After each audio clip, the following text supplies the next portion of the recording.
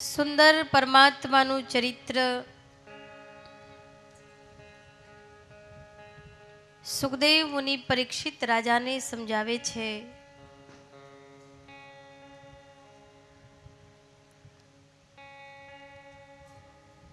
કે જે કૃષ્ણ એક બંસરીનો વાંસળીનો ભાર નથી સહન કરી શકતા, એ આજ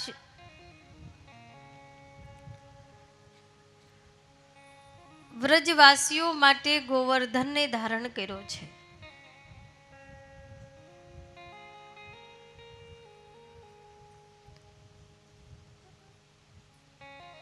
ब्रह्मा शंकर जिसका ध्यान न संभलते देखा, उस कृष्ण को गोकुल की कुंज गली में नंगे पांव चलते देखा.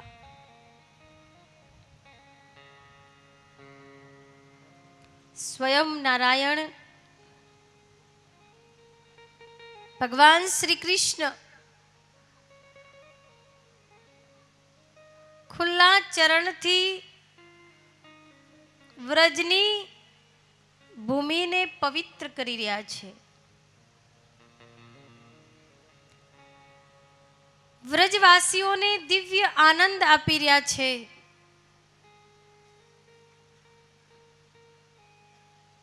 केम के भगवान श्री कृष्ण पण ब्रजवासीओने निष्काम प्रेम करे छे અને વ્રજવાસી પણ ભગવાનને નિષ્કામ પ્રેમ કરે છે. કોઈ હેતુ નથી, કોઈ માંગ નથી.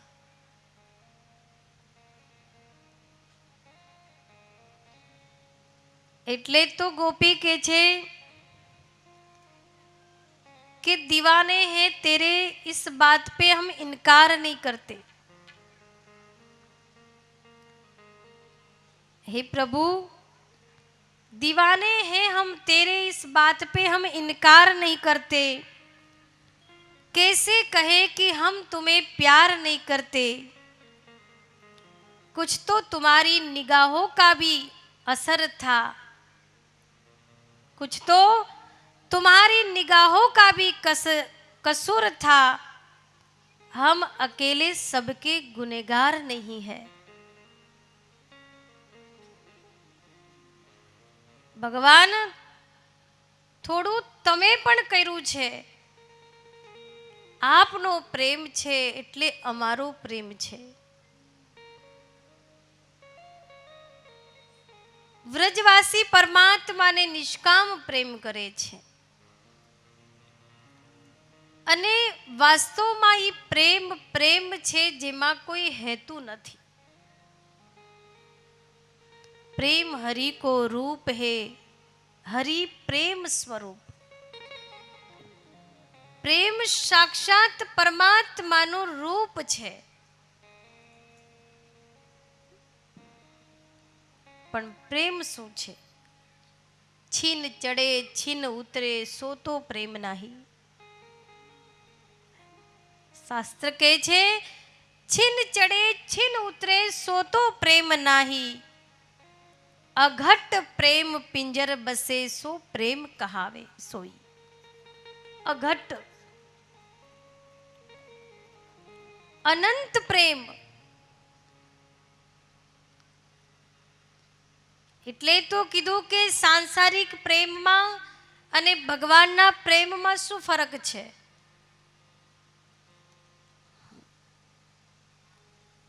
તો કે સાંસારિક પ્રેમમાં વાસના છે અને પરમાત્મા સાથે કરેલા પ્રેમમાં વાસના નથી, નિષ્કામ છે. સંસારનો પ્રેમ મોહ છે અને જે પરમાત્મા સાથે થાય એ પ્રેમ છે. સાંસારિક લોકોનો પ્રેમ ક્ષણિક હોય છે, પરમાત્માનો પ્રેમ અનંત હોય છે. એ વધે તો છે પણ કદાપી ઘટતો નથી. ઓછો નથી થતો, દિવસે ને દિવસે વધે છે. સંસારનો પ્રેમ જૂનો થઈ જાય છે, પણ પરમાત્મા સાથે પ્રેમ તો રોજ નવો હોય છે. એ પ્રેમ છે.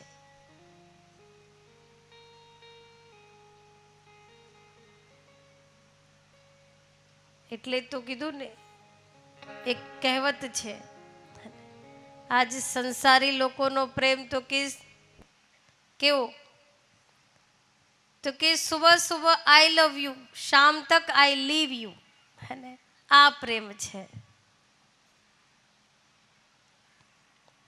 પણ પરમાત્મા સાથે ગોપીઓનો નિષ્કામ પ્રેમ છે. એ પ્રેમ છે.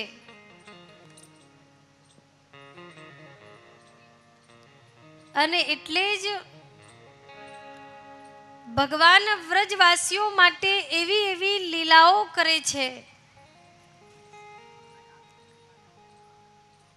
कि अगर ब्रजवासी चाहे कि भगवान कृष्ण ये परमात्मा छे तो पण એ વિશ્વાસ નથી કરી શકતા. એવી લીલાઓ કરે છે ભગવાન. અને ભગવાન પણ નથી ચાહતા કે બ્રજવાસી મને પરમાત્મા સમજે. ભગવાન ચાહે છે કે જે ભક્ત બનવામાં મજા છે એ ભગવાન બનવામાં મજા નથી. ખરેખર વિચાર કરો કે આપ લોકોને કોઈ મંદિરમાં મૂર્તિની જેમ ઊભા રાખી દે, 24 કલાક ઊભા રહ્યો, સવારથી સાંજ સુધી ઊભા રહેવાનું. કોઈ આવે અને આવે તો પાછા કેવા આવે, એક સ્માઈલ વાળા તો કોઈ દેખાય જ નહીં, રોતા જ આવે.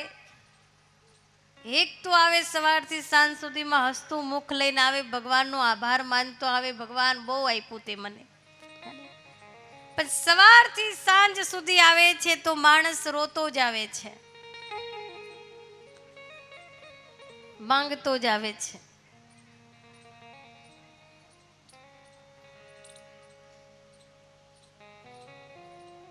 એક ભાઈ રામજીના મંદિરમાં ગયા, ખૂબ રડતા હતા કે હે ભગવાન, મારી પત્ની ખોવાઈ ગઈ છે, આપ ગોતી આપો. ત્યાં પૂજારીજી કે આ તો ભગવાન રામ છે, બાજુમાં હનુમાનજીનું મંદિર છે ત્યાં જા, કેમ કે આમની ખોવાઈ ગઈ હતી ને તો હનુમાનજી ગોતી આવ્યા હતા.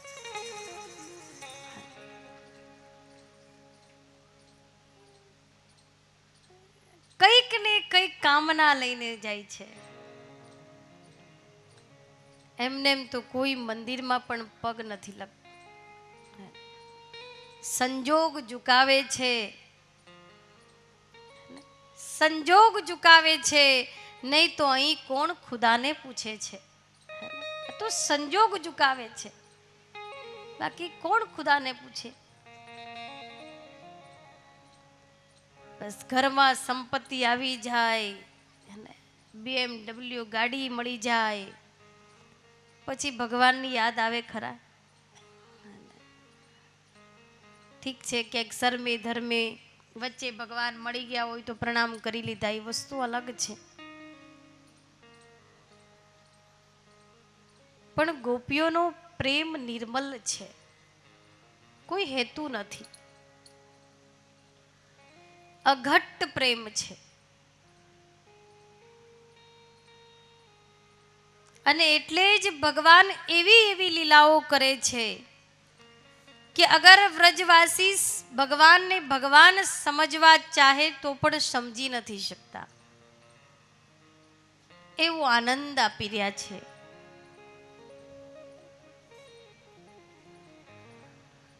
સુંદર ભગવાનનું ચરિત્રનું વર્ણન કરે છે. એક એક ગોપીને ભગવાન આનંદ આપવા માટે એક દિવ્ય લીલા બતાવવા માટે મહારાસ રાખે છે અને એમાં ગોપીને બોલાવે છે. ગોપીઓ દોડી દોડી ભગવાનના સાનિધ્યને પ્રાપ્ત કરવા માટે કોઈ ઘર છોડ્યું છે, પરિવાર છોડ્યો છે, સર્વસ્વ છોડીને માન મર્યાદાનો ત્યાગ કરીને ગોપી ભગવાનની શરણમાં આવી છે. કર્મ ભલે ધર્મનું રૂપ છે, પણ ભગવાનના મિલનમાં અગર જો કર્મ ને ધર્મ નડે છે તો ગોપીએ ઈ કર્મને અને ધર્મનો ત્યાગ કર્યો છે, કેવલ પરમાત્મા માટે ને સર્વસ્વ ત્યાગ કર્યો છે. અને એ ત્યાગ છે. ત્યાગ કરો પણ ત્યાગમાં અભિમાન નહીં હોવું જોઈએ, તો ત્યાગ તમારો નિષ્ફળ જાય છે.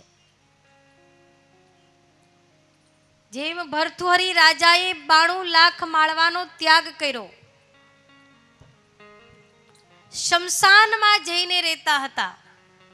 ભર્તૃહરિ રાજા શમશાનમાં મળદા બાળીને એના ઉપર ખીચડી બનાવીને ખાતા. ભર્તૃહરિ રાજા કોઈ મળદું બળતું હોય, એનું લાકડું હોય, એના ઉપર ખીચડી બનાવીને ખાતા. આટલો ત્યાગ કર્યો. એકવાર ભગવાન શંકર અને માતા પાર્વતીજી ત્યાંથી પસાર થાય છે અને ભર્તૃહરિ રાજાને આવી રીતના એનો ત્યાગ જોઈને માતા પાર્વતીજી કહે છે, વાહ, શું ભર્તૃહરિનો ત્યાગ છે, આટલો મહાન ત્યાગ. ભગવાન શંકર કે છે, આટલું જલ્દી સર્ટિફિકેટ નહીં આપી દો, આપ તો બહુ ઉતાવળા. ભગવાન કહે છે, ચલો ભર્તૃહરિને મળીએ. શમશાનમાં આવ્યા છે અને ભર્તૃહરિ રાજાને કહે છે, રાજન, અમને પણ જરાક તરસ લાગી છે. એક સામાન્ય વ્યક્તિનું રૂપ લઈને ભગવાન શંકર અને માતા પાર્વતીજી આવે છે.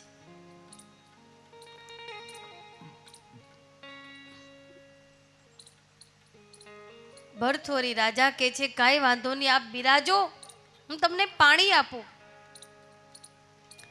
પાણી આપે છે. ખીચડી બની ગઈ હતી. ભર્તૃહરિએ પાંદડા ઉપર ખીચડી ઠંડી કરવા મૂકી. પાર્વતીજી કહે છે કે ભર્તૃહરિ, ભૂખ પણ બહુ લાગી છે, થોડું ખાવાનું મળે તો વધારે સારું.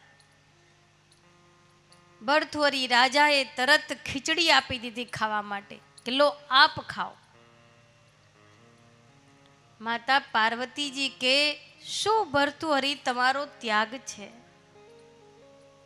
આપ શું કરશો? અગર બધી ખીચડી તો આપે અમને આપી દીધી, તો આપ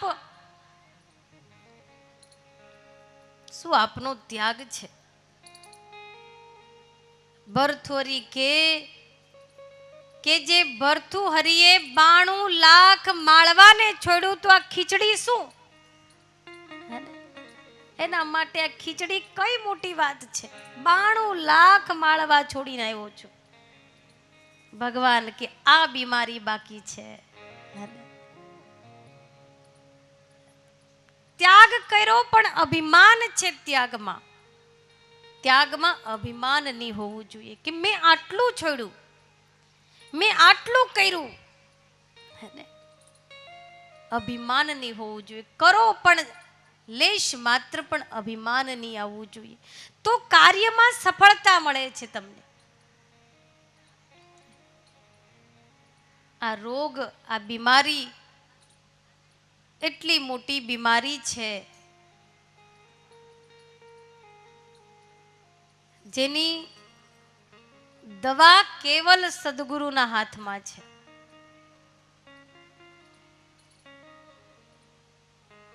એટલે ત્યાગ કરો પણ અભિમાન નહીં રાખો.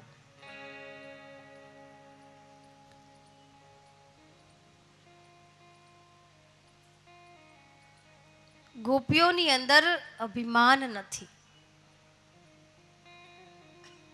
એની અંદર કામના નથી, એની અંદર ક્રોધ નથી, અને ગોપીઓની અંદર લોભ નથી.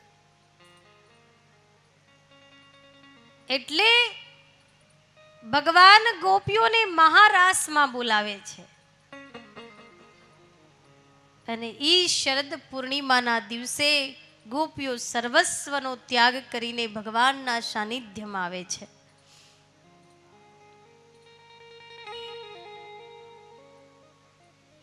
અને સર્વસ્વ સુખ ભગવાને ગોપીઓને આપ્યું છે. કેમ કે હવે ભગવાનનું કાર્ય સમાપ્ત થવાનું છે.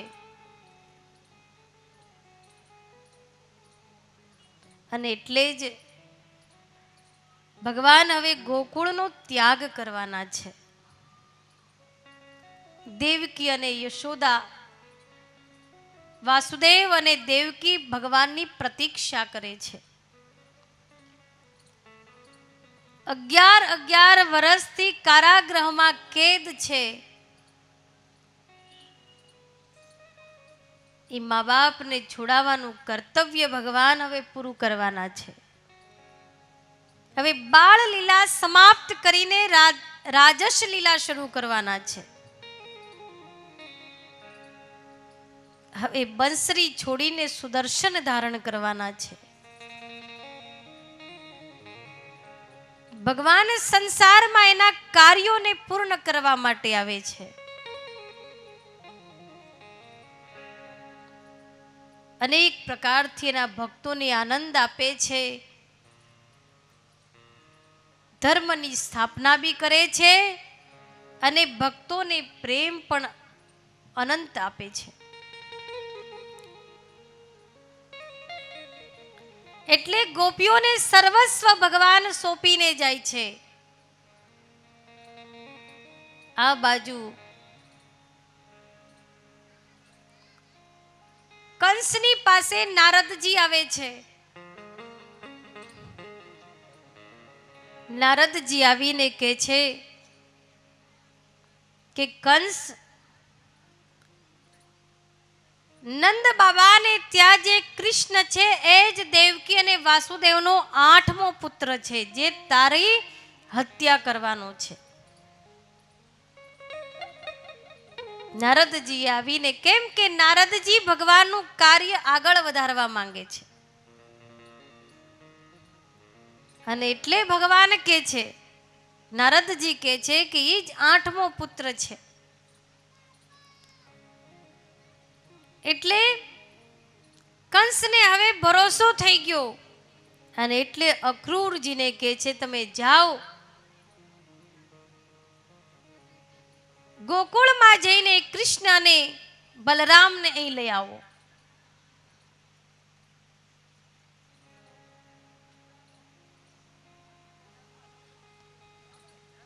ભગવાન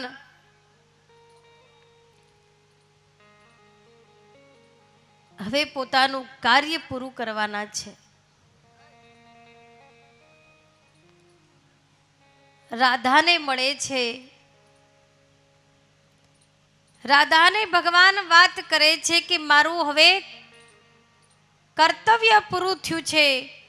હવે મારે મારી રાજસ લીલા ચાલુ કરવાની છે.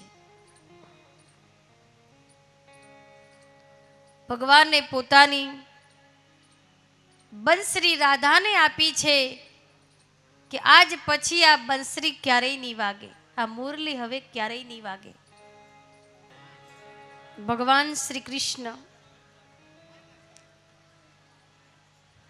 રાધાજીની પાસેથી વચન લે છે કે મારા ગયા પછી આપ આંખમાંથી એક આંસુ નહીં વહાવો.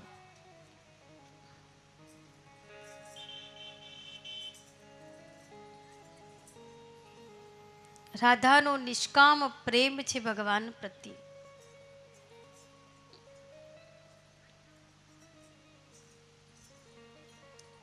અગર ભગવાન કૃષ્ણનો પ્રેમ મેળવવો છે તો શ્રી રાધા રાણીની શરણમાં જવું પડશે. ભગવાન પણ રાધાજીના વશમાં છે.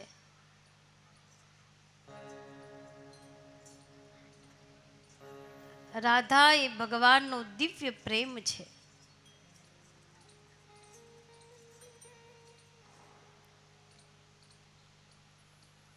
ભગવાનને ખબર પડી ગઈ છે કે હવે મારો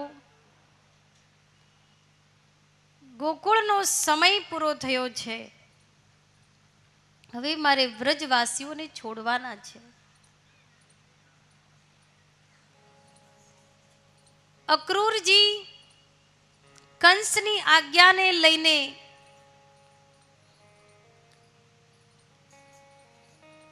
મથુરાથી ગોકુળ આવે છે.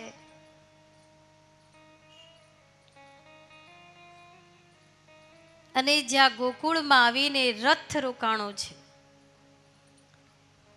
ગોકુળમાં લોકોને ખબર પડવા લાગી, વ્રજવાસીઓને ખબર પડવા લાગી કે કોઈ મથુરાથી અક્રૂર આવ્યો છે.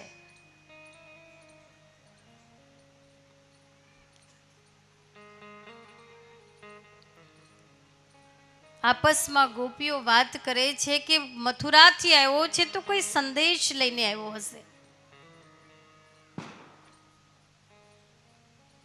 અક્રૂરજી આવીને નંદ બાબાની માતા યશોદાને કહે છે, મહારાજ કંસે તમારા બંને પુત્રોને બોલાવ્યા છે. મથુરાની અંદર મલ્લ યુદ્ધ થવાનું છે, રંગ સભા છે. એ રંગ સભાને નિહાળવા માટે બંને પુત્રોને બોલાવ્યા છે. આપ ચાલો. ભગવાને સંદેશ મોકલો છે. અક્રૂરજી વાત કરે છે કે કૃષ્ણ છે એ વાસુદેવનો પુત્ર છે. અને જ્યાં વાસુદેવનો પુત્ર કીધું છે, માતા યશોદા ખૂબ રડે છે.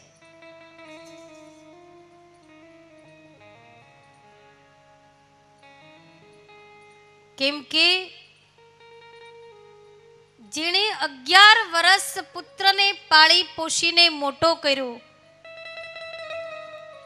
હવે અચાનક કોઈ કહી દે ભાઈ આ પુત્ર તમારો નથી, કદાચ પિતા તો સહન કરી લે પણ માથી કેમ સહન થાય?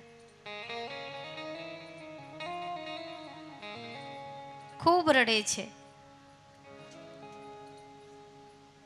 ભગવાન કૃષ્ણ કહે છે કે મૈયા, ચાહે દુનિયા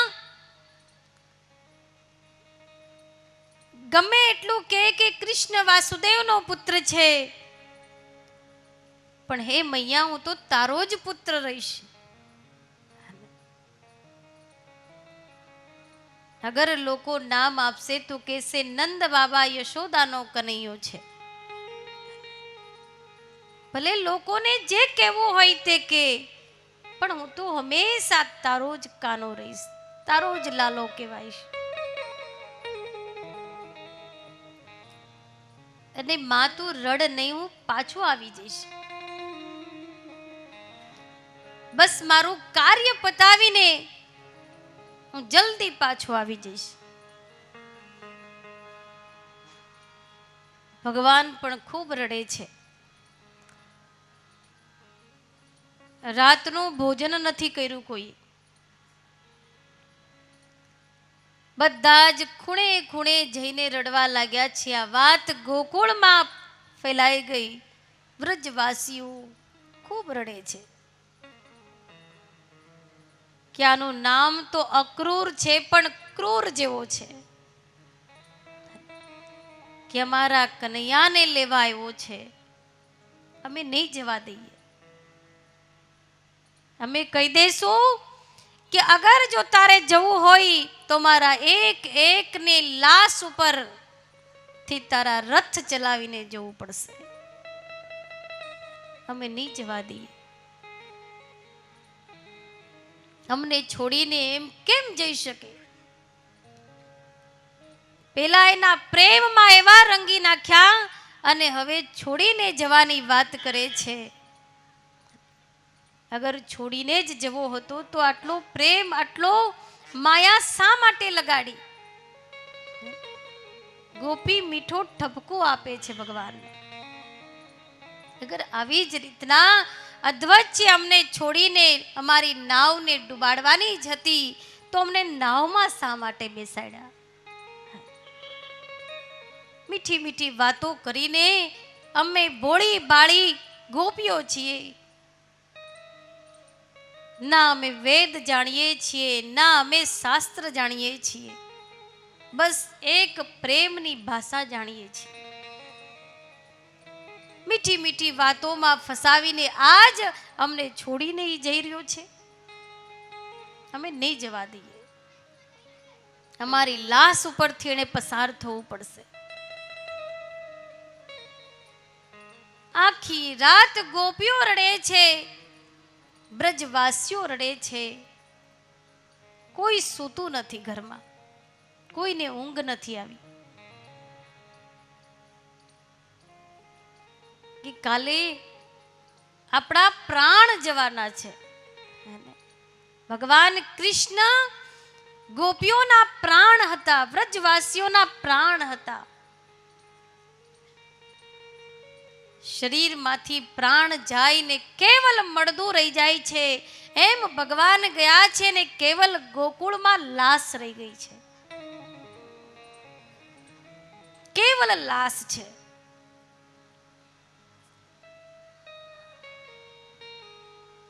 કેમ કે એવો નિષ્કામ પ્રેમ હતો. સવાર પડ્યું છે, અક્રૂરજીએ રથ તૈયાર કર્યો છે. માતા યશોદા ખૂબ રડે છે, લાલાને ભાથું બાંધી આપે છે, માખણ મિશ્રી આપે છે. ભગવાન કહે છે, મૈયા આજથી હું માખણનો ત્યાગ કરું છું. કેમ કે માખણ તો મને કેવલ વ્રજનું ભાવે છે. ભગવાને જ્યારે ગોકુળ છોડ્યું પછી એ દેવકી મૈયાને કહેતા કે માખણ મારી સામે નહીં લાવતા. કેમ કે માખણને જોઈને મને વ્રજની યાદ આવે છે. મને માખણ નહીં જોઈએ. મારી થાળીમાં ક્યારેય માખણ નહીં પીરસતા. મને વ્રજ યાદ આવે છે. ભોળા ભાળા વ્રજના લોકો યાદ આવે છે. જે વસ્તુ વ્રજમાં ભગવાને ધારણ કરી એ બધી વસ્તુનો ભગવાને ત્યાગ કર્યો છે. એવો નિષ્કામ પ્રેમ હતો.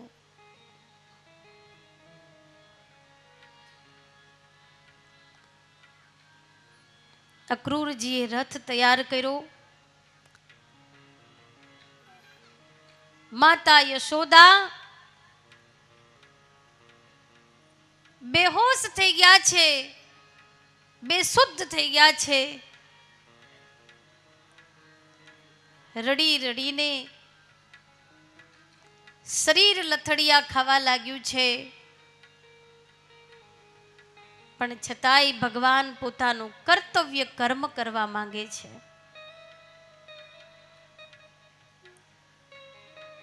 માતા યશોદાને નંદ બાબાને રડતા છોડીને રથની અંદર સવાર થાય છે. બંને ભાઈ રથમાં બેઠા છે. માતા પિતાને રડતા મૂકીને રથ જ્યાં આગળ ચાલ્યો, થોડોક આગળ જાય છે ત્યાં ગોપ ગોવાળો બધા જ રસ્તા ઉપર સૂઈ ગયા હતા. હે કૃષ્ણ, અગર જો તારે ગોકુળ છોડીને વ્રજ છોડીને જવું હોય તો તારે અમારા ઉપર રથ ચલાવવો પડશે. ભગવાન નીચે ઉતરીને ગોપીઓને સમજાવે છે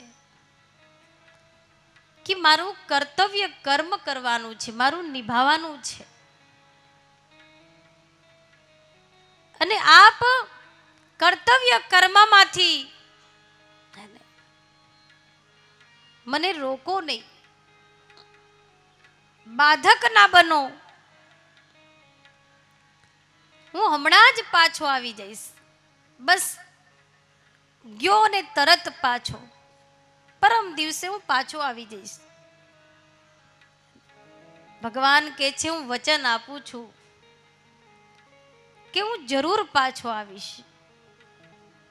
અને ગોપી કેવલ આ એક વચન પર વ્રજવાસીએ ભગવાનને જવા દીધા છે કે હું પાછો આવીશ. બસ આ એક વચન પર આખું જીવન ન્યોછાવર કરી દીધું છે કે ભગવાન અવશ્ય આવશે. રથમાં બેસીને ભગવાન જાય છે. અક્રૂરજીને શંકા જાય છે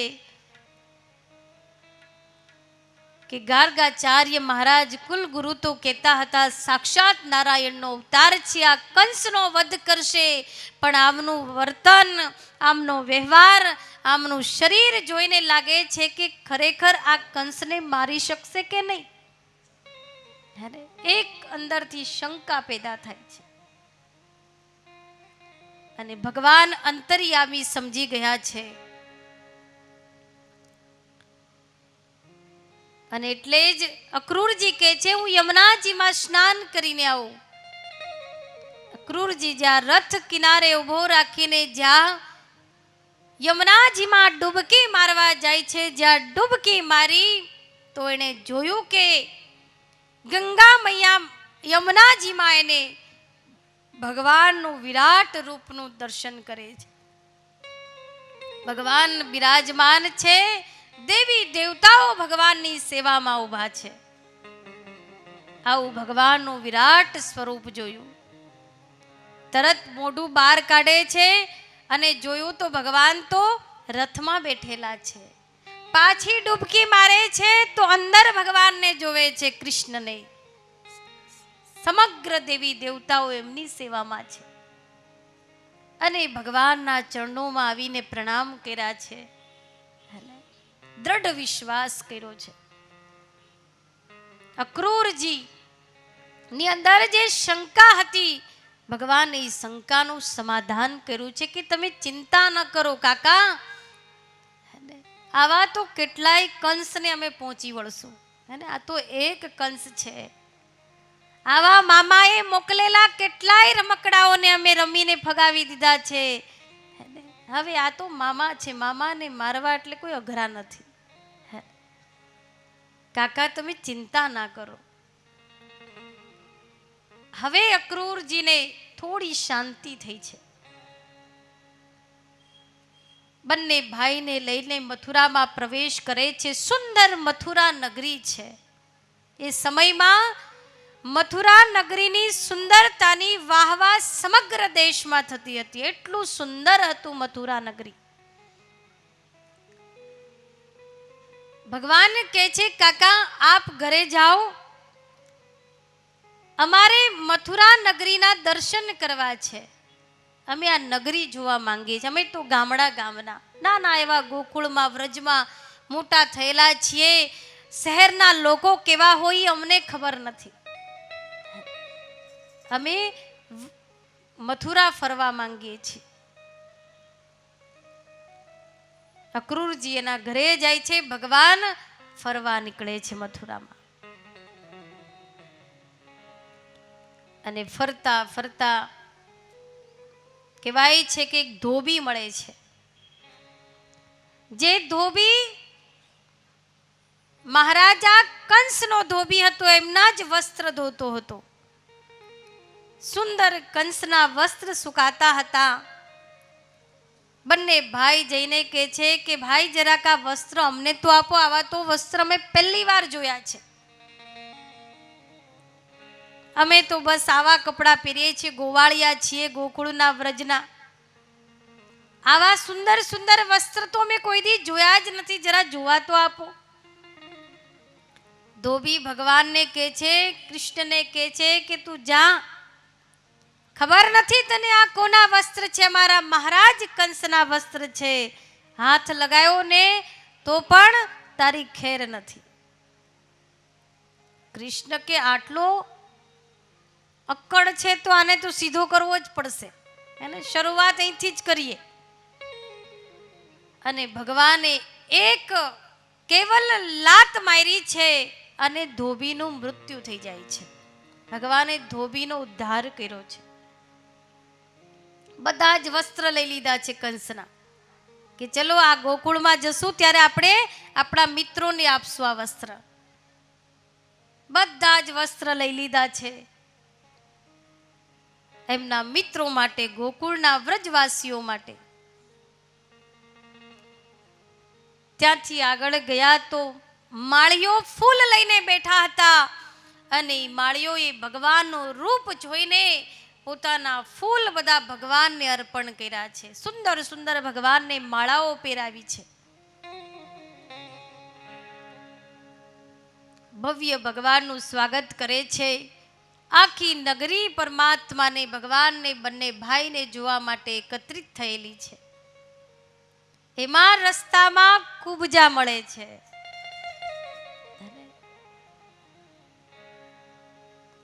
જે મહારાજ કંસ માટે રોજ ચંદન લઈને જતી, એનો શ્રૃંગાર કરતી. સુગંધ આવતી હતી, દૂરથી સુગંધ આવે છે. ભગવાન કહે છે આ સુંદર સુગંધ આવી રહી છે, ખુશ્બુ આવી રહી છે. અને ત્યાં કુબજાને આવતા જોઈ અંગ એના વાંકા હતા, કુબડી હતી. ભગવાન કહે છે અરે સુંદરી, સીધું ભગવાન એને સુંદરી કહે છે કે સુંદરી આટલી બધી સુગંધ આવી રહી છે તારી પાસેથી શું છે? કે આ ચંદન છે. મહારાજ કંસને હું રોજ ચંદનનો લેપ મસ્તક પર લગાવું છું. ભગવાન કૃષ્ણ કહે છે આજ અમને લગાવી દે. આટલી તું સુંદર છે. કુબજા કહે છે મારું અપમાન શા માટે કરો છો? હું કુબડી છું, મારું અપમાન કરો છો. ભગવાન કે હું અપમાન નથી કરતો, ખરેખર તું સુંદરી છે. અને ભગવાને પોતાનો એક પગ એના પગ ઉપર મૂક્યો છે અને બીજા હાથથી ત્યાં જેમ મોઢાને જ્યાં ઊંચું કરે છે ત્યાં કુબડીને સુંદર રૂપ આપે છે ભગવાન.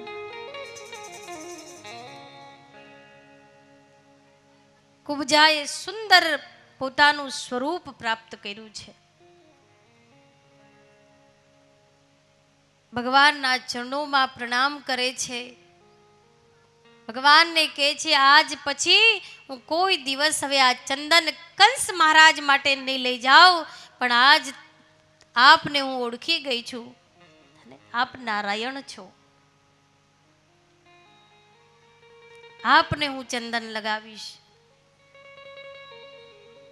ભગવાનને ચંદનનો લેપ લગાવે છે. કુબજા કહે છે હે પરમાત્મા આપ મારા ઘરે પધારો. ભગવાન કહે છે કે જ્યારે મારું કાર્ય સમાપ્ત થશે પછી હું એક દિવસ તારા ઘરે જરૂર આવીશ. ભગવાને વચન આપ્યું છે કુબજાને.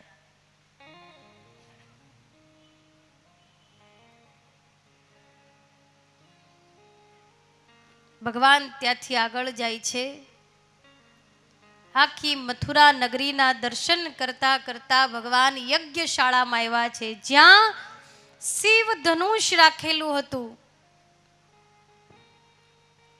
અને યજ્ઞશાળામાં આવીને સિપાહી લોકો ઉભેલા છે અને ભગવાને સીધા દર્શન કરવાને બદલે સીધું ધનુષ ઉપાડી નાખ્યું અને ધનુષને તોડી નાખ્યું.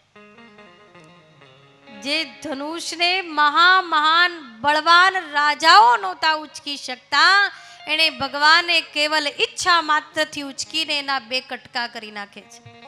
અને સિપાહીઓ દોડતા આવે છે. એ જ ધનુષ બંને ભાઈએ એક એક કટકા લીધા અને કંસના બધા સૈનિકોને મારી નાખે છે. હવે કંસ ડરવા લાગ્યો છે. જ્યાં ધનુષ ભંગ શબ્દ સાંભળો કંસ અને ડરવા લાગ્યો છે કે હવે મારું મૃત્યુ નજદીક છે.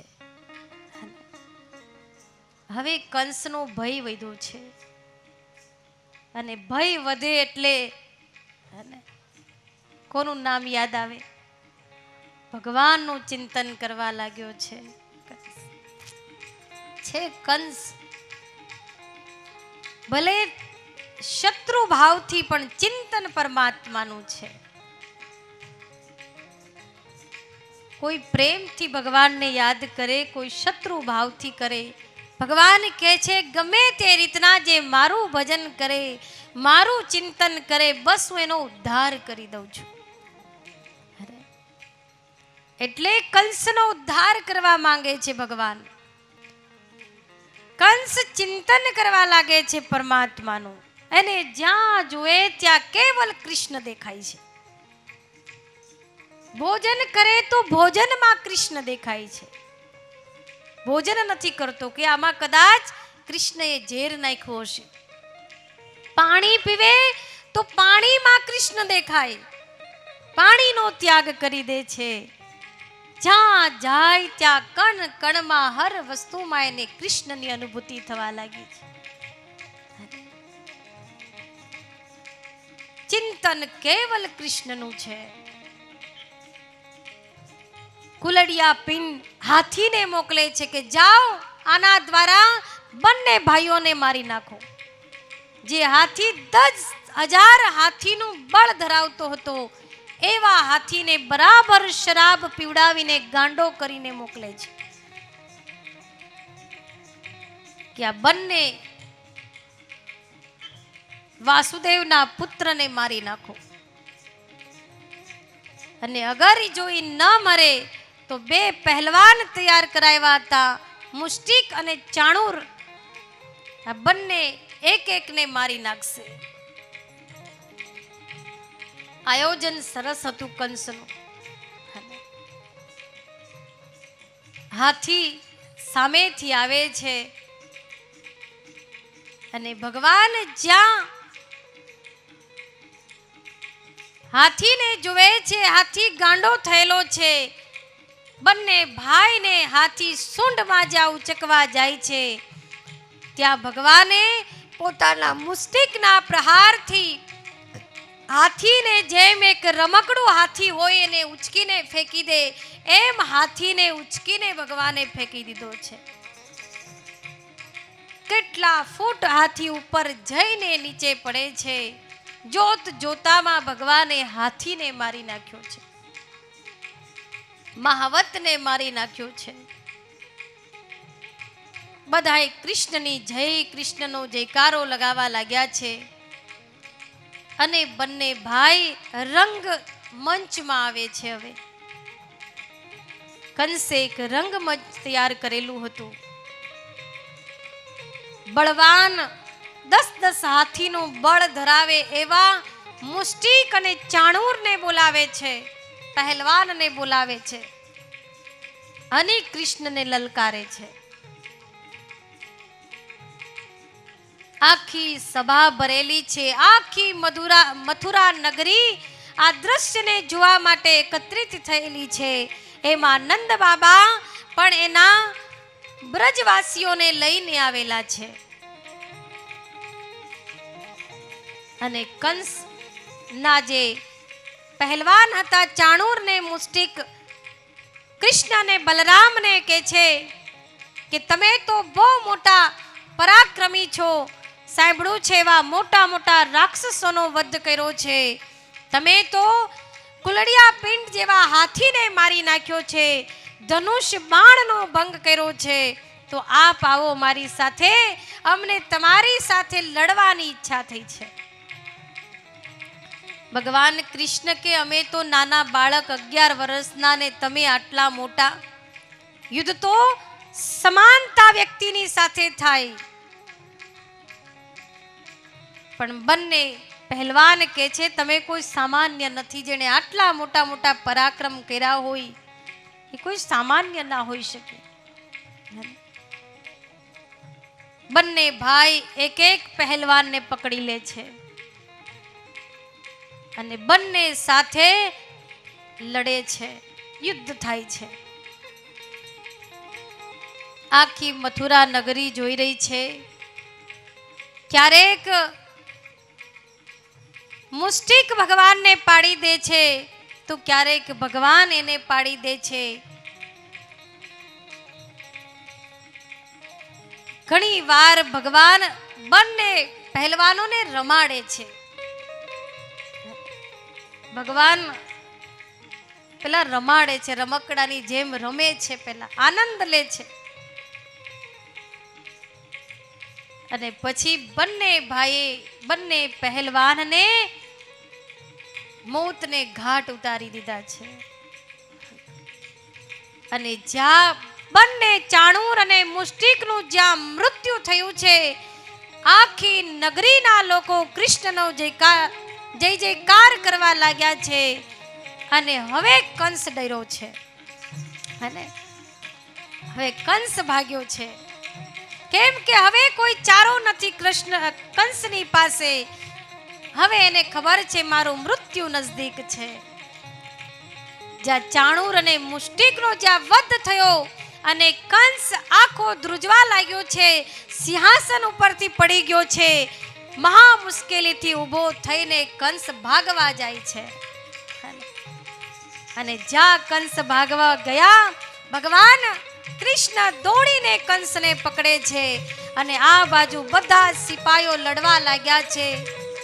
જેને જે મળ્યું એનાથી બંને વચ્ચે, વ્રજવાસીઓ વચ્ચે, મથુરા નગરીના કંસના સિપાહીઓ વચ્ચે યુદ્ધ થવા લાગ્યું છે. જેના હાથમાં જે આવ્યું એનાથી મારે છે. અને ભગવાને કંસને પકડ્યો છે. કંસ ભાગવા જાય છે અને સીડી ઉપરથી ભગવાને લાત મારીને એને નીચે પછાડ્યો છે. સિંહાસન ઉપરથી પડતો પડતો નીચે આવે છે. નીચે આવીને ભગવાન સીધા એના છાતી ઉપર ચડી જાય છે. ખૂબ કંસને રમાડે છે અને કંસ બચવાની કોશિશ કરે છે. અહીંથી ત્યાં ભાગે છે. પણ ભગવાન કહે છે, મામા આજ હવે તમને છોડવાનો નથી. અને મારા માતા પિતાને બહુ કષ્ટ આપ્યું છે. આજ સંસાર પણ જોઈ લે કે જો આવો કંસ જેવો મામા આવા દૈત્યને મારીને, આવા દૈત્યોનો વધ કરવા માટે તો હું સંસારમાં આવું છું. અને ભગવાને કંસને જેમ એક માણસ જેમ મકોડાને મારે છે, એમ ભગવાને કંસને જોરથી એક લાત મારી છે અને કંસનું ત્યાં મૃત્યુ થઈ ગયું છે. ત્યાં જ કંસ ધરાશાયી થઈ ગયો છે. એના શરીરમાંથી પ્રાણ નીકળી ગયા છે. અને જ્યાં કંસનો વધ થયો, લોકોએ જય જયકાર કરવા લાગ્યા છે. બોલી કૃષ્ણ ભગવાન કી જય. ભગવાનનો જય જયકાર કર્યો છે. કેમ કે આજ કંસના અત્યાચારથી મુક્ત થયા છે. મથુરાના એક એક વાસી તારણહારની રાહ જોઈને બેઠા હતા કે કોઈ તારણહાર આવશે અને મારી રક્ષા કરશે અમારી. ભગવાનનો જય જયકાર લગાવે છે. કંસનું મૃત્યુ થયું છે. બધાએ જોયું કે કંસની જ્યોતિ એના શરીરમાંથી નીકળીને ભગવાનના હૃદયમાં સમાઈ જાય છે. કેમ કે કંસ ભગવાનનું ચિંતન કરતો હતો. કંસનો ઉદ્ધાર કર્યો છે. અને હવે ભગવાન કારાગૃહમાં જાય છે. જેલમાં જઈને જ્યાં માતા પિતા વર્ષોથી 11 વર્ષથી કેદમાં હતા. ખરેખર માતા ભગવાનની માતા છે એટલે સહન કરી શકે. સૌથી પહેલા ભગવાન કૃષ્ણ અને બલરામજી રાજા ઉગ્રસેનની પાસે જાય છે. એને બંદીમાંથી મુક્ત કરે છે અને પછી માતા પિતાની પાસે આવે છે. વર્ષોથી કાળ કોઠરીમાં દૂર હતા, અંધકારમાં રહીને જીવન પણ આખું એક અંધકારમય બની ગયું હતું. કેવલ એક ચિંતન, એક આસ હતી કે નારાયણ આવશે. એ જ આસથી પ્રાણને ટકાવેલા રાખ્યા છે. અને ભગવાનને જ્યાં પુત્રને, બંને પુત્રના જ્યાં દર્શન કર્યા છે, દેવકી અને વાસુદેવની આંખમાંથી દડ દડ આંસુ વહેવા લાગ્યા છે. આંખમાંથી આંસુ આવે છે.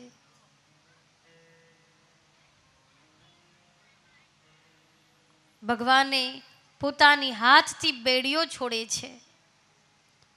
માતા પિતાને બંધનમાંથી મુક્ત કર્યા છે અને જેલમાંથી બહાર લાવે છે. દેવકી વસુદેવ ખૂબ રડે છે. ભગવાન હવે માતા પિતાને સુખ આપવા માંગે છે.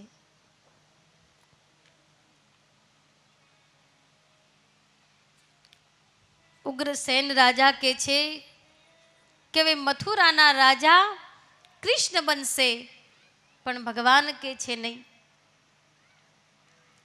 મથુરાના રાજા તમે હતા અને હંમેશા તમે જ રહેશો. અમે તો આપના સેવક છીએ. ઉગ્રસેનને રાજા બનાવ્યા છે, રાજ મુકુટ પહેરાવ્યો છે અને વાસુદેવ અને દેવકીને રાજમહેલમાં લાવે છે, સુંદર વસ્ત્રો પહેરાવે છે. પુત્રને જોઈને ખૂબ પ્રસન્ન છે, કેમ કે કેટલા વર્ષો પછી જેના 6 પુત્ર માર્યા ગયા અને 2 પુત્ર બચેલા છે, એના 11 વર્ષ પછી એની ઝાંખી જોવા મળી છે. ભગવાન માતા પિતાને ખૂબ પ્રેમ આપે છે, ખૂબ સ્નેહ કરે છે.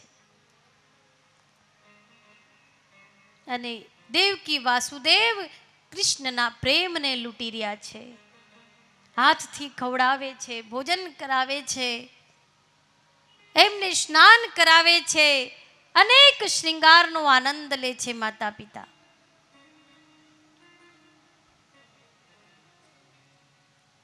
નંદ બાબા કહે છે કે કૃષ્ણ હવે તું ગોકુળ ચાલ. ભગવાન કૃષ્ણ કહે છે બાબા,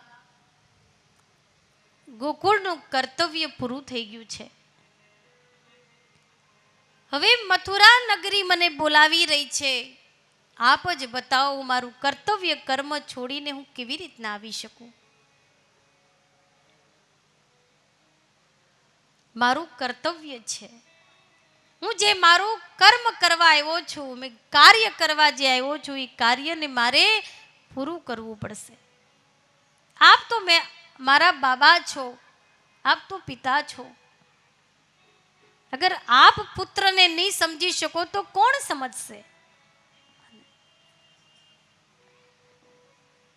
નંદ બાબા કહે છે બેટા, હું તો સમજી જઈશ, પણ તારી માને કેમ સમજાવું? એ તો એક આસ લઈને બેઠી હશે કે મારો કાનો આજ આવશે, કાલ આવશે. કેવલ એક આસથી જીવી રહી છે. હું એને કેવી રીતના સમજાવીશ? ત્યારે ભગવાન કહે છે એ અગર જો મારી માતા હશે તો અવશ્ય સમજી જશે અને હું આવીશ, જરૂર આવીશ. એકવાર હું ગોકુળ અવશ્ય આવીશ. બસ મારી માને કહેજો કે કૃષ્ણ કનૈયો હંમેશા તારો જ છે અને હંમેશા તારો જ રહેશે. ભલે દુનિયાની કોઈ પણ છેડે કેમ રહેતો હશે, પણ એ હંમેશા તારો જ રહેશે. અને હું એને મળવા જરૂર આવીશ. એનું કાર્ય કે જો કાર્ય પૂરું થશે તો એ સીધો ગોકુળ વ્રજ આવશે. નંદ બાબા રડતા રડતા વ્રજવાસીઓને લઈને ગોકુળ જાય છે. કેવલ શરીર જાય છે પણ પ્રાણ મથુરા છોડીને જાય છે. નંદ બાબાનું શરીર ગયું છે પણ એનું મન, એમના પ્રાણ તો ભગવાનની પાસે છે, કૃષ્ણની પાસે છે.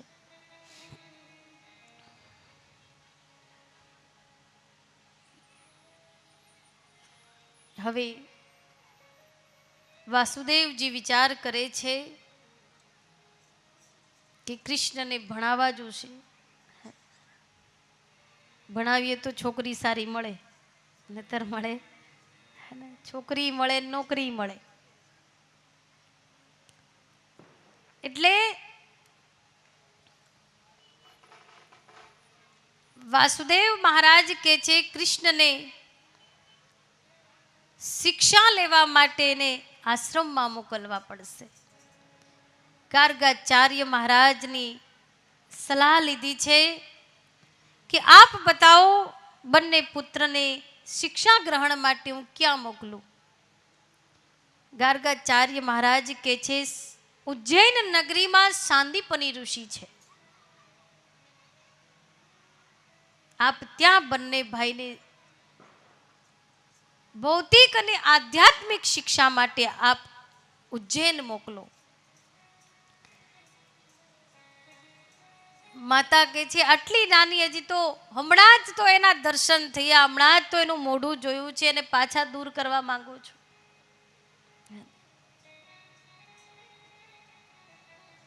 પણ વાસુદેવ કહે છે શિક્ષા લેવી જરૂરી છે, પુત્રને ભણાવવા પડશે. માતા ખૂબ વિનંતી કરે છે પણ છતાંય બંને ભાઈને યજ્ઞ પવિત્ર સંસ્કાર કરીને જનોઈ આપીને ઉજ્જૈન નગરીમાં સાંદીપની ઋષિના આશ્રમમાં જાય છે. કેમ કે ગુરુ વગર જ્ઞાન નથી. રામ કૃષ્ણ સે કો બડો તીન હો તો ગુરુ કીન. કે જે રામ કૃષ્ણ જેવા મહાપુરુષોને પણ જો જીવનમાં ગુરુ ધારણ કરવા પડતા હોય તો તમે ને હું કોઈ ગણતરીમાં નથી. હર વ્યક્તિના જીવનમાં સદગુરુનું એક અલગ સ્થાન છે. કેમ કે ગુરુ વગરનું જીવન નકામું છે. જેમ પ્રાણ વગરનું શરીર નકામું, મીઠા વગરનું ભોજન નકામું, એમ ગુરુ વગરનું જ્ઞાન નકામું. ચાહે તમે દુનિયામાં જેટલા શાસ્ત્ર છે એનું અધ્યયન કરી લો, પણ જો જીવનમાં સદગુરુ નથી સાચા મળ્યા તો તમારું અધ્યયન કરેલું વ્યર્થ છે. સદગુરુનું સ્થાન છે હૃદયમાં. અને એટલે જ સ્વયં નારાયણ સદગુરુના આશ્રમમાં જાય છે. નહીતર ભગવાન છે એને શું ગુરુ ધારણ કરવાની જરૂર છે. પણ ભગવાન કે છે, ભગવાન સમાજને કંઈક બોધ આપવા માંગે છે, કંઈક શીખવાડવા માંગે છે.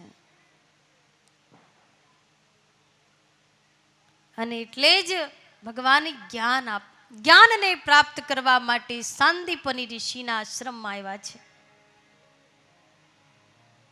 સાંદીપની ઋષિ પણ ભગવાન જેવા શિષ્યને પ્રાપ્ત કરીને ખૂબ પ્રસન્ન છે કે આજ નારાયણને હું શિક્ષા આપીશ. ગુરુને કોઈ શ્રેષ્ઠ અધિકારી શિષ્ય મળે તો ગુરુની પ્રસન્નતા વધી જાય છે. કેમ કે સદગુરુ પણ એક સારા શિષ્યની તલાશમાં હોય છે. સદગુરુ પણ કહે છે, ભલે મને એક શિષ્ય મળે પણ અર્જુન જેવો મળે, ભલે મને એક શિષ્ય મળે પણ આરુણી જેવો મળે, મને ભલે એક શિષ્ય મળે પણ ઉત્તંક મુનિ જેવો મળે. સદ શિષ્યને ગોતે છે મહાપુરુષો કે અમને કોઈ સદ શિષ્ય મળે.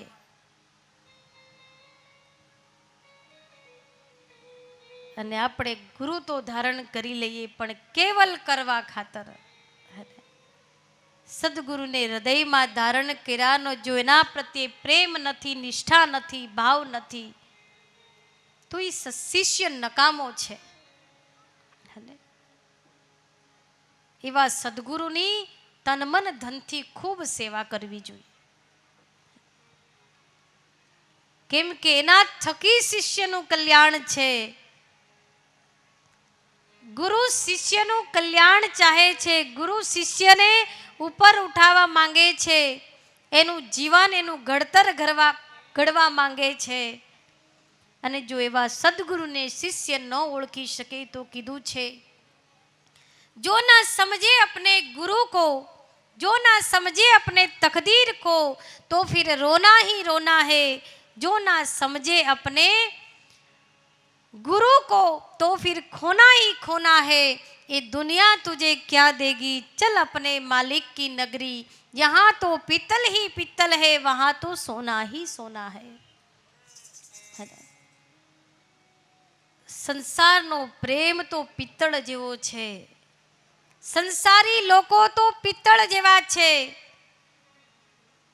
અને પિત્તળ ઉપર ગમે એટલી સોનાની શ્રદ્ધા રાખો તો નકામી છે. હે ને? પિત્તળ ઉપર સોનાની શ્રદ્ધા રાખો તો સોનું કહેવાતું નથી. ચાહે વર્ષોથી પિત્તળ ઉપર સોનાની તમારી શ્રદ્ધા હોય તો એ પિત્તળ સોનું નહીં જ બને. એમ સજ્જનો, जो ना समझे अपने गुरु को, तो फिर खोना ही खोना है. જીવનમાં એ વ્યક્તિ ખોય જ રહે છે, અને એના હાથમાં કંઈ જ આવતું નથી. સદગુરુ કરો પણ સાચા કરો. અરે ગુરુ કરીએ તો સમજીને કરીએ, સત્ય સત્યને જોઈ. બળદ લઈએ તો ખેડીને લઈએ, ડોબું લઈએ ના કોઈ. એક બળદ લેવા જઈએ ને તો ખેડીને લાવીએ છીએ. માટલું લેવા જાઓ તો પણ ટકોર મારી મારીને ઘરમાં લાવો છો. અને ગુરુ ગમે તેવા સદગુરુને ગોતો, જે જ્ઞાન આપે. હૃદયમાં અંધકાર જે છે એને દૂર કરીને હૃદયમાં જ્ઞાનનો પ્રકાશ કરે. પરમાત્માની સાથે મિલાપ કરાવે. ભવ સાગરના રોગને મટાડે. એવા સદગુરુને ધારણ કરો. એવા ગુરુને સેવો રે, જન્મ મરણ મટી જાય. એવા ગુરુને સેવો કે તારું જન્મ અને મરણ મટાડી દે. આજ સૌથી મોટો રોગ છે, જન્મવું અને મરવું. જગતગુરુ શંકરાચાર્યજી કહે છે, જન્મ દુઃખમ જયા દુઃખમ પુનઃ પુનઃ, અંતકાલે મહાદુઃખ તસ્માત જાગૃહી જાગૃહી. જન્મતી વખતનું દુઃખ, મરતી વખતનું દુઃખ, અને કીધું અંત સમયે મહાદુઃખ. અંત સમયે તો એવું દુઃખ છે, એક વીછી નહીં. સહજો મૃત્યુ કે સમય પીડા હોત પાર, બિચ્છુ એક સહસ્ત્ર દંસ લગે એક સાથ. એક વીછી નહીં, કીધું કે હજારો વીછી એક સાથે ડંસ મારે ને એટલી વેદના થાય છે અંત સમયે. સહજોબાઈ કે છે, હજારો વીછી એક સાથે ડંસ મારે એટલી વેદના અંત સમયમાં થાય છે. પણ મરેલો જતો રહે છે, બોલી નથી શકતો. તમને મને બતાવે ભાઈ મને મરતી વખતે કેટલું કષ્ટ પડ્યું, જન્મતી વખતે કેટલું કષ્ટ પડે છે. જન્મવા વાળો બાળક બોલતો નથી કે તમને બતાવે કે મને જન્મતી વખતે કેટલું કષ્ટ પડ્યું, હે ને? પણ અસંખ્ય વેદના થાય છે. કપિલ મહારાજે માતા દેહૂતીને કીધું છે કે મરતી વખતે કેટલું કષ્ટ પડે અને જન્મતી વખતે કેટલું કષ્ટ પડે. કપિલ ભગવાને કીધું છે, હે ને? માતાના ગર્ભમાં બાળકને એટલી વેદના થાય છે, એટલી પીડા થાય છે કે પીડાને સહન નથી કરી શકતો. સદગુરુ એક જીવાત્માને જન્મ અને મરણના રોગમાંથી મુક્ત કરી દે છે. એટલે જીવનમાં સદગુરુનું સ્થાન ખૂબ મહાન છે, અને જીવનમાં અગર જો સદગુરુ ગોઈતા નથી તો અવશ્ય ગોતી લેજો, કેમ કે આ જીવનનો કોઈ ભરોસો નથી. અને એટલા માટે સદગુરુનું સ્થાન છે જીવનમાં ઊંચું. પહેલું સ્થાન સદગુરુનું છે અને બીજું સ્થાન માતા પિતાનું છે. અને હંમેશા જીવનમાં એને સ્થાન આપવું જોઈએ. એટલે સંતોએ, મહાપુરુષોએ એવા ઈશ્વર, એવા પરમાત્માની મહિમા ગાઈ છે કે જે ઘટ ઘટના વાસી છે, જે અંતર્યામી છે. એવા ઈશ્વર, એવા પરમાત્માનું જ્ઞાન સમયના સદગુરુ કરાવતા હોય છે.